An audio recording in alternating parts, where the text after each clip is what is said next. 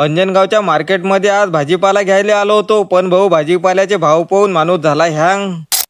तर मंडळी, आजचा विषय असा आहे की आज मी आप्पाच्या गावले म्हणजेच की अंजनगावले आलो होतो. आणि अंजनगावले पोचल्याबरोबर सर्वात पहिलं काम केलं ते म्हणजे मस्त गरमागरम चहावर ताव मारला. मग रात्रीच्या टाइमले मी आणि आप्पा अंजनगाव फिरायला निघालो. खास गोष्ट म्हणजे गाडी आप्पाच चालवत होते, त्याच्यात रस्त्यावर एवढी गर्दी होती की विचारू नका. पण आम्ही लय भारी माणसं, कारण रात्रीची गाडी चालवता चालवता रात्र कधी संपली आणि सकाळ कधी झाली ते काही आम्हाला समजलंच नाही. आम्ही सकाळी थेट पोहोचलो अंजनगावच्या मार्केटमध्ये. आता आलोच आहे म्हटलं तर काहीतरी भाजीपाला घरी घेऊनच जाऊ, कारण आज होता आप्पाच्या घरी साधारण जेवणाचा कार्यक्रम. मग मार्केटमध्ये पोहोचतात आम्ही भाजीपाल्याचे भाव पाहिले, होते थोडे कमी जास्त भाव. मग आंबे घेतले, पालक, सांबार, मेथी, अजून चिल्लर चाल्लर बरंच काही घेऊन आम्ही घरी आलो. पण भाजीपाला घरी आणताच महिला मंडळनं आपलं काम सुरू पण करून दिलं होतं. इकडे उंडा बनून तयार होता, तोपर्यंत भाजी बनून तयार झाली होती. आणि इकडे महिला मंडळनं गीताचे 18 अध्याय वाचून आरती पण करून घेतली होती. मग काय लगेच पंक्तीची व्यवस्था केली, तेच नाही तर पंगत बसून जेवणाला सुरुवात पण झाली. आणि मग 1-2 नाहीतर 3-4 पंक्ता वाढून घेतल्या. आता एवढं सगळं झाल्यावर आपल्यालाही जोरात भूक लागली होती. मग मी सुद्धा जेवणावर तुटून पडलो आणि पोटभर जेवण केलं.